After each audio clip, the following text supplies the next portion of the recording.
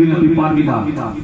গাছ কি বলছে, এই করুন, কত মস্তানি, কত বড় মস্তানি তুই হোস নে, তুই মস্তানি করিস না, তুই জীবনে পারবি না। আমার বলে পারবো না, আমার এত ধার, এত আমার কোপের জোর, আমি তো কাটতে পারবো না।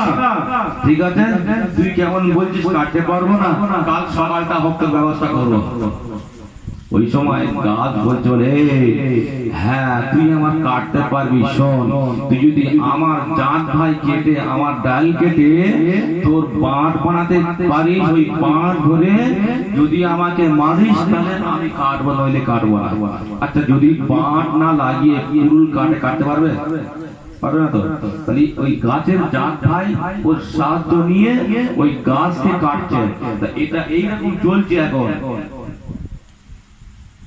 এইরকম সময় চলে এসেছে, ওদের পিছনে আপনি খোঁজ খবর নিয়ে দেখেন, যারা এমন করে ওই নবী প্রেমিক, যারা মুসলমান হয়ে নবী প্রেমিক হয়ে আই লাভ মোহাম্মদ লিখেছিল, ওদেরকে যারা অ্যারেস্ট করেছে, ওদের পিছনে যারা লেগেছে, ওদের পিছনে দেখেন কোন মুসলমান আছে, কোন মুনাফিক মুসলমান আছে?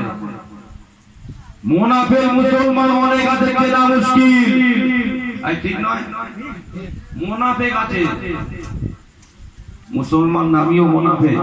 এইরকম ঘটনা আমার নবীর সময় ঘটেছিল, যে কারণে আল্লাহ পাক কোরআন শরীফে সূরা মুনাফিকুন নাযিল করেছিল। মানুষ জানে সূরা মুনাফিকুন নাযিল করেছিল।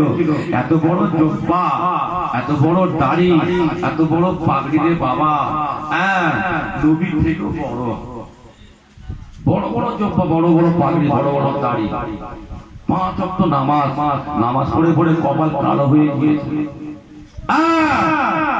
কত বিনয়ী নামাজি ছিল, নবীর সঙ্গে ঘুরতো, কিন্তু গোপনে গোপনে তারা ফোন দিয়েছিল মোহাম্মদকে মারবে বলে। এই আমার কথা কি অসুবিধা হচ্ছে নাকি? মোহাম্মদকে মারবে বলে গোপনে গোপনে ফোন দিয়ে হাঁটছিল। কি গো, আমার নবীকে মারবে, আমার আল্লাহ পাক সহ্য করবেন কি?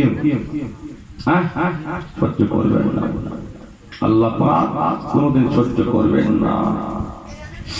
নবী আদম বলে বলে আল্লাহ